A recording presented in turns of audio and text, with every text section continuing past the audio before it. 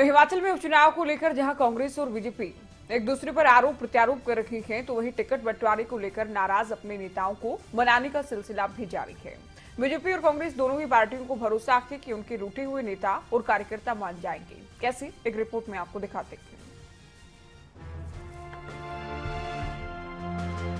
हिमाचल में उपचुनाव के बीच अब रूठों को मनाने की पहल शुरू हो गई है।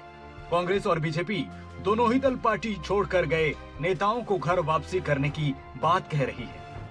बीजेपी से प्रभारी संजय टंडन ने दो बातों पर अपना भरोसा जताया।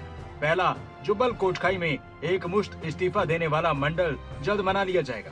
दूसरा, वीरभद्र सिंह के बाद अब हिमाचल कांग्रेस में कोई जनता के भरोसे वाला नेता नहीं बचा है।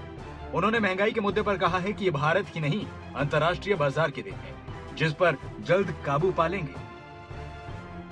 देखिए, वीरभद्र सिंह जी एक सम्मानित नेता इस प्रदेश के रहे हैं। हम उनकी एज अ कैपेसिटी हम उसको प्रणाम करते हैं।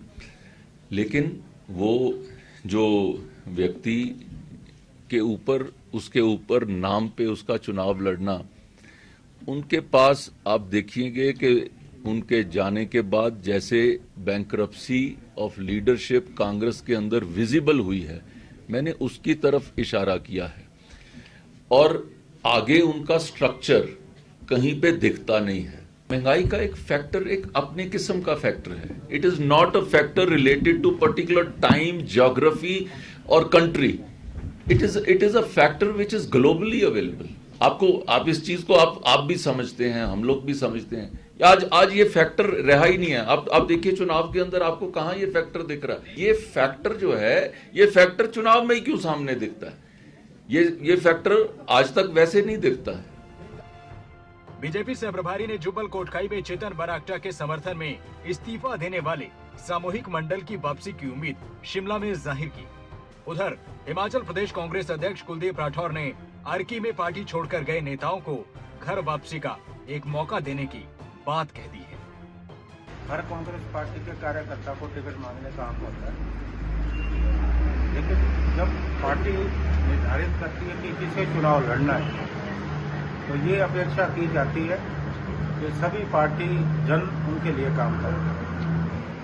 अभी कुछ लोगों ने फैसले का विरोध किया, हमने लगातार मनाने की कोशिश की। हमारे जो वरिष्ठ नेता हैं शांडिल साहब, इन्हें भी हमने जिम्मेवारी दी कि उनसे बात करें। हमारे जिला कांग्रेस कमेटी के अध्यक्ष ने बात की, हमारे ब्लॉक कांग्रेस कमेटी के अध्यक्ष ने बात की। मुझे लगता है कि उन्होंने जो है गंभीरता से नहीं लिया। कुछ लोगों ने बात मानी और वो चुनाव प्रचार में जुटे हैं। हिमाचल में उपचुनाव के लिए कांग्रेस और बीजेपी के बीच चुनावी जंग जारी है। दोनों ही दल रूठे हुए नेताओं और कार्यकर्ताओं को मनाने में जुटे हैं, ताकि विधानसभा चुनाव पर इसका असर न पड़े। फिलहाल बीजेपी और कांग्रेस को उम्मीद है कि उनके रूठे हुए नेता मान जाएंगे। अरुण उनियाल, शिमला, खबरें अभी तक।